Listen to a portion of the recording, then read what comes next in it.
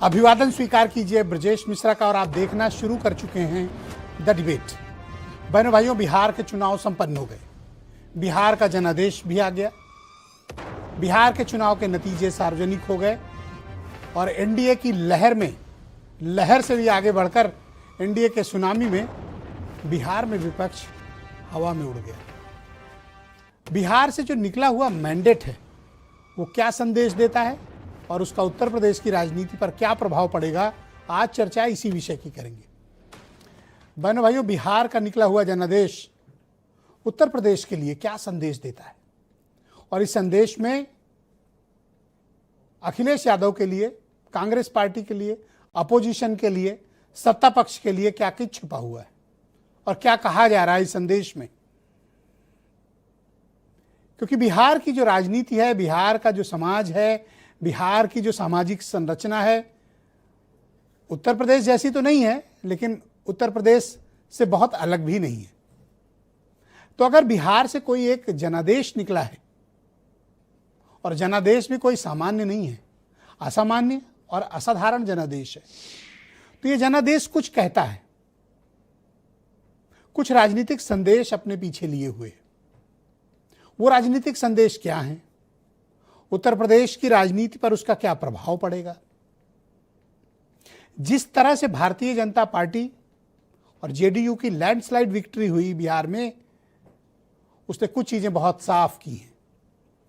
वैसे तो parliamentary election में भी जेडीयू और बीजेपी ने जबरदस्त कामयाबी बिहार के भीतर अर्जित की थी। उस गठबंधन ने 33 सीटें जीती थी 40 में से 33। उस रेशियो को भी पार करते हुए इस चुनाव में 202 विधानसभा सीटें का कीर्तिमान स्थापित हुआ है। उसके कई कारण भी हो सकते हैं। 10,000 रुपए भी, नीतीश कुमार जैसा मुख्यमंत्री भी, सामाजिक और जातिगत संरचनाएं भी, मोदी और नीतीश की जोड़ी भी, और एक ऐसा अलायंस, एक ऐसा गठबंधन जो दोनों को विन विन सिचुएशन उपलब्ध करा रहा था। दूसरी तरफ प्रतिपक्ष, जिसमें राष्ट्रीय जनता दल ने वोटों को आकर्षित करने की कोशिश की, वोट शेयर के हिसाब से वो सबसे बड़ी पार्टी बनी, लेकिन सीटों में कन्वर्जन नहीं हुआ। क्यों?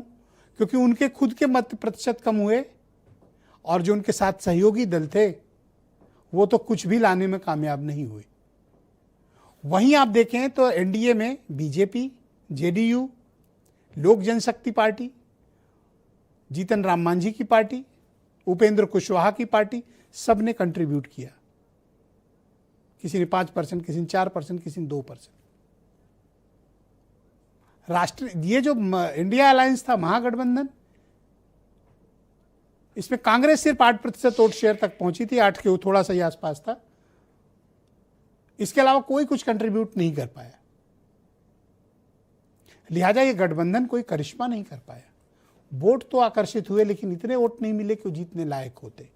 लिहाजा बहुत करारी शिकस्त का सामना महागठबंधन को बिहार के भीतर करना पड़ा। तो अब उत्तर प्रदेश में क्या माहौल है? बहनों भाइयों, प्रतिपक्ष में निराशा का माहौल है। प्रतिपक्ष के कार्यकर्ताओं में भी निराशा का माहौल है, क्योंकि बिहार में वो सोच रहे थे कि परिणाम कुछ और होंगे। जैसे वो सोच रहे थे हरियाणा में परिणाम कुछ होंगे, महाराष्ट्र में परिणाम कुछ होंगे, लेकिन हर परिणाम भारतीय जनता पार्टी और उसके अलाइज के फेवर में जा रहा है और जबरदस्त तरीके से फेवर में जा रहा है। और मैंडेट भी ऐसा आ रहा है कि कोई सवाल भी नहीं उठा सकता। तो कुछ तो ऐसा है, कुछ तो ऐसी नीतियां हैं, कुछ ऐसी सामाजिक संरचनाएं हैं जो इस बात को प्रेरित करती हैं कि भारतीय जनता पार्टी के अलायंस की सरकारों को लोग राज्यों में चाह रहे हैं। क्योंकि बिहार का ये जो जनादेश है ये अपने आप में बहुत ही स्पष्ट है, बल्कि मैं तो इसको कहूँगा सुस्पष्ट है। जब 70% की पोलिंग पड़ रही थी तभी ये लग रहा था कि जनता ने कुछ तो तय किया हुआ है।